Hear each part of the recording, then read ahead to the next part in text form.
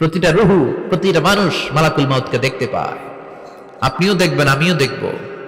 মুমিনদের কাছে এসে মালাকুল মাউত একজন যুবকের বেশে সাদা ধবধবে জুব্বা পরে সুগন্ধি মেখে মুমূর্ষু ব্যক্তির শিয়রে বসে বলে, ইয়া আইয়াতুহান নাফসুল মুতমাইন্নাহ, হে প্রশান্ত আত্মা, উখরুজি ইলা মাগফিরাতুল্লাহি ওয়া রিদওয়ানি, আল্লাহর ক্ষমা আর দয়ার দিকে বের হয়ে আসো।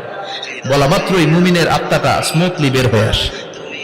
কাফান মিন আকফানিল জান্নাহ, হানুত মিন হানুতিল জান্নাহ, জান্নাত থেকে আনা সুগন্ধি কাফনের মধ্যে পেঁচিয়ে তিনি রূহটাকে নিয়ে ইল্লিনে চলে যায়। সরাসরি দেখে মালাকুল মাউত। আর যারা ইসলাম বিরোধী, কোরআন বিরোধী, তাদের সামনে এসে মালাকুল মাউত ত্রাস সৃষ্টি করে। আগে ধমক। হাইওয়েতে মাঝে মাঝে ডাকাতি হয় না? বাসগুলোর মধ্যে যখন ডাকাতি হয়, বাসে থাকে 50 জন, ডাকাত ঢুকে 5 জন। এই 5 জনের ভয়ে সবগুলো পেশাব করে দেয়, কারণ ত্রাস সৃষ্টি করে। এসেই চাইনিজ কুড়াল দিয়ে আগে কুবায় দেয় 4-5 জনের। রক্ত দেখে কি দেওয়ার সব আগে রেডি করে রাখে। মালাকুল মাউত এসে কাফের, নাস্তিক, মুশরিকদের সামনে সেরকম একটা ত্রাস সৃষ্টি করে। ভয়ে লোকটা কাঁপতে থাকে। ওর কাছে ভদ্র ভাষায় কথা বলে না, সুন্দর জামা পরে আসে না, কালো কুচকুচে চেহারা, ভয়ঙ্কর একটা রূপ নিয়ে, আকৃতি নিয়ে ইসলাম বিরোধীদের মাথার সামনে আসে। দুর্গন্ধযুক্ত চেহারার দেহ নিয়ে ধমক দিয়ে বলে, ও পাপাত্তা, ইয়া আইয়াতুহান নাফসুল খাবিসা উখরুজি ইলা গাদাবিল্লাহ, হে পাপাত্তা, আল্লাহর রাগ, ক্রোধ আর গজবের দিকে বের হয়ে আয়। মুমিনের আত্মা বলার সাথে সাথে যেমনি মুমিনের দেহ থেকে বের হয়ে জান্নাতি কাফনের ভেতরে ঢোকে, কাফেরদের আত্মাও কি এরকম তাড়াতাড়ি বেরোতে চায় নাকি? কাফেরদের আত্মা বেরোতে চায় না। ডানে দৌড়, বায়ে দৌড়, সামনে দৌড়, পেছনে দৌড়, দৌড়াদৌড়ি করে। মালাকুল মাউত এটাকে টেনে হিচড়ে, একটা জীবিত ছাগলকে জবাই না করে তার চামড়া উল্টার দিকে টেনে হিচড়ে বের করলে ছাগলটা যত কষ্ট পায়, এর চেয়ে কমসে কম 70 গুণ বেশি কষ্ট দিয়ে কাফের, মুশরিক আর গাদ্দারদের রূহ কবজ করা হয়। আল্লাহ, এই পরিস্থিতি থেকে তুমি আমাদের বাঁচাও। মুমিনদের রূহ যেমনি কবজ হয়, ওইভাবে রূহ কবজের ব্যবস্থা করে দিও। ইমানের মৃত্যু নসিব করে দিও, শাহিদি মৃত্যু নসিব করে দিও। আমাকে শহীদ করে সেই মিছিলে শামিল করে নিও, যে মিছিলের নেতা মীর হামজা, হুবাইবে খাব্বাব, আল্লাহর কাছে ছিল অতি প্রিয়, শামিল করে নিও। আমাকে শহীদ করে সেই মিছিলে শামিল করে নিও। পড়েন আমিন, আরো জোরে পড়েন আমিন। তার মানে বিমান দুর্ঘটনায় হোক, কিংবা লঞ্চ ডুবিতে হোক, কিংবা আগুনে পড়ে হোক, কিংবা আত্মঘাতী হামলায় হোক, যে যেখানেই মারা যায়, কবরের 3টা প্রশ্ন তার জন্য আছে না নাই?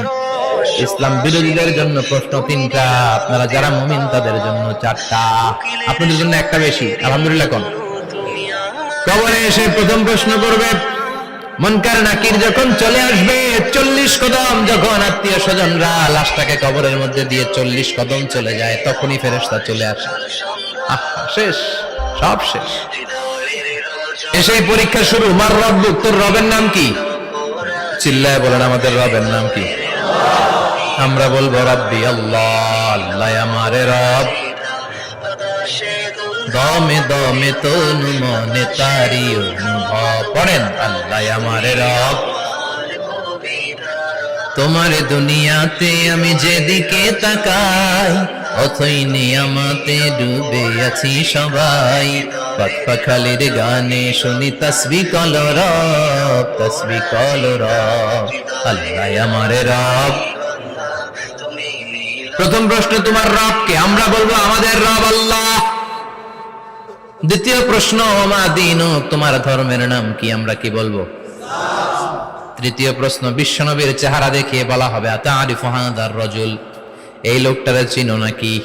আমরা বলবো চিনি, আমাদের প্রাণের নবী। ঠিক কি না? চাঁদের চেয়ে সুন্দর তুমি নবী আমার কামলিওয়ালা, দু জাহানের বাদশা তুমি প্যারা নবী সাল্লে আলা, চাঁদের চেয়ে সুন্দর তুমি নবী আমার কামলিওয়ালা। ঠিক কি না? তিনটা প্রশ্নের যথাযথ উত্তর যখন দিয়ে দিলেন, আপনার জন্য অতিরিক্ত আরেকটা প্রশ্ন করা হবে, ওয়ামা ইলমুক, তোমার নলেজ কি? তিনটা প্রশ্নের উত্তর যে তুমি করতে পারলা, কিভাবে পারলা, কেমনে জানলা? নকল করে বলছো নাকি জেনে বুঝে আসছো? নকল হয় না? এখন তো পরীক্ষা চলতেছে বোধহয়। কি পরীক্ষা? এসএসসি পরীক্ষা। নকল হয়? কৃষ্ণপুরে নকল নাই না? এখন মনে হয় এগুলো একটু কমছে। একটা সময় ছিল অনেক নকল হইতো। পাঞ্জাবের ভিতরে নকল, পকেটে নকল, টুপির ভিতরে নকল, মৌজার ভিতরেও নকল। এমনকি মেয়েরাও নকল করে পরীক্ষার হলে আসে না নাই? স্কেলের মধ্যে লিখে নিয়ে যায়, হাতের মধ্যে লিখে নিয়ে যায়, ওড়নায় লিখে নিয়ে যায়, কাপড়ে লিখে নিয়ে যায়, আসে না নাই? ফেরেশতারা বলবে নকল করছো নাকি? কেমনে জানলা? তিনটা প্রশ্নের উত্তর তুমি কেমনে বললা? আল্লাহ তোমার রব, ইসলাম তোমার ধর্ম, এই লোকটা বিশ্বনবী, কেমনে চিনলা? আপনাকে তখন বলতে হবে আমি কোরআন থেকে শিখেছি, আমি হাদিস থেকে শিখেছি, আমি ইসলাম জেনে বুঝে মেনেছি, আমি আন্দাজে কোথাও ঘুরি নাই। চিল্লায় এখন ঠিক কিনা? আপনাকে বলতে হবে। এজন্য শিখতে হবে, প্রতিনিয়ত ইসলাম সম্পর্কে জানতে হবে, আখের গোছাতে হবে, জীবনটাকে আলোকিত করতে হবে। চিল্লায় বলেন ঠিক কিনা? চারটা প্রশ্নই যখন হয়ে গেল, ফেরেশতারা বলবে আহলান ওয়া সাহলান ওয়া মারহাবান বিক, খোশামদেদ, কংগ্রাচুলেশন, খোশামদেদ, কংগ্রাচুলেশন। সব প্রশ্নের উত্তর তুমি পেরেছো। ফায়ুফসাহু লাহু কবরুহু ৭০ যিরান, আপনার কবরটারে ৭০ হাত লম্বা করে দেয়া হবে। ওয়া ইফতাহু লাহু বাবুন ইলাল জান্নাহ, আপনার কবর থেকে জান্নাতের দিকে দরজা খুলে দেয়া হবে। ওয়া ইউলবাসু মিন লিবাসি আহলিল জান্নাহ, জান্নাতের দুইটা রেশমি কাপড়ের পোশাক এনে আপনারে পরিয়ে দেয়া হবে। আর বলা হবে নাম কানাও মিলা আরুস, ঘুমাও, sleep, you should get some sleep now, তোমাকে লম্বা সময় পাড়ে দিতে হবে, ঘুমাও। কানাও মিলা আরুস, যেমনি বর বাসর রাতে আরামসে ঘুম দেয়, বাসর রাতে যেমনি বর কনেকে নিয়ে মধুর ঘুম দেয়, তুমিও ঘুমাও, কেউ তোমার ঘুম ভাঙবে না। মালাক ইসরাফিলের, কিয়ামতের জন্য ইসরাফিলের সিংহায় যে ফুৎকার আছে, ওই ফুৎকার ছাড়া কোনো কিছুই তোমার ঘুম ভাঙাতে পারবে না। আলহামদুলিল্লাহ পড়েন। আল্লাহ আমরাও যেন চারটা প্রশ্নের উত্তর দিয়ে লম্বা একটা ঘুম দিতে পারি, পড়ে না আমিন। ওয়াম্মাল কাফির ওয়া আহলুশ শিমাল, আর ইসলাম বিরোধী যারা, তাদের সামনে আসবে মালাকান আসওয়াদান আজরাকান, কৃষ্ণ বর্ণের দেহ, নীলাভ বর্ণের দুটো চোখ, গায়ের রং কালো, চোখের রং নীল। দেখতে কেমন লাগে? আলিফ লাইলার ভূতের মতো। কথা কন। গায়ের রং কালো, চোখের রং নীল।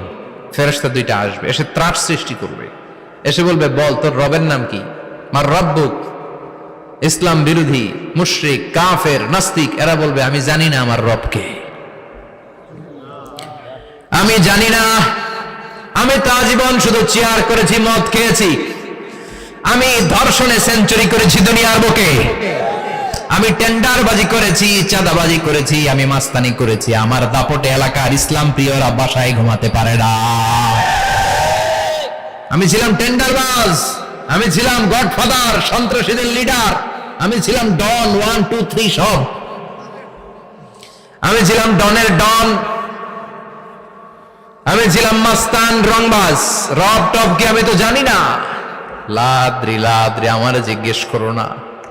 আবার প্রশ্ন করা হবে ওয়ামা দীনুক, তোর ধর্মের নাম কি? বলবে লা আদরি, আমার কোনো ধর্ম নাই, আমার কোনো ধর্ম নাই, আমি শুধু মৌজ মাস্তিতে ছিলাম, আমি আনন্দ ফুর্তি করেছি, ইসলাম নিয়ে আমার মাথা ব্যথা ছিল না, আজীবন ইসলামরে আমি বাস দিয়েছি। চিল্লায় বলেন ঠিক কিনা?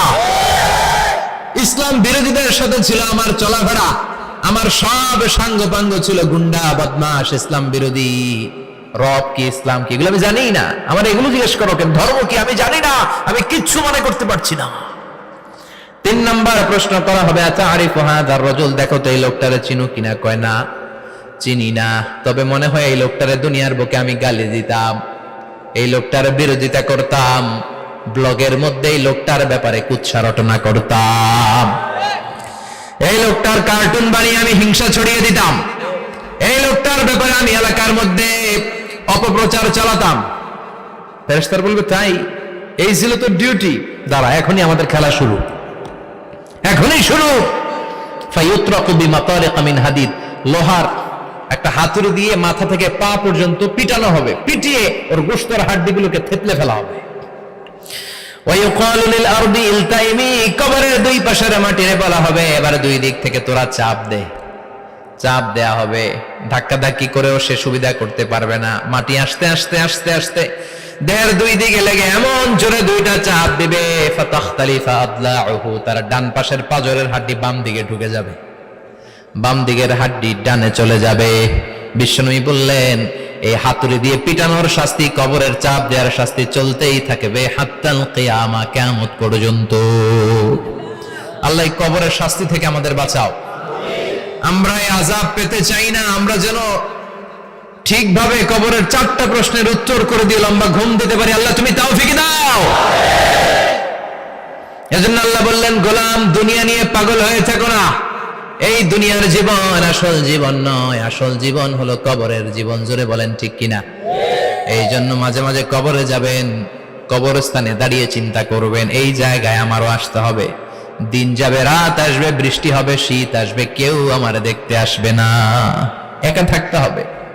একা, বড় একা, অন্ধকার, বড়ই অন্ধকার।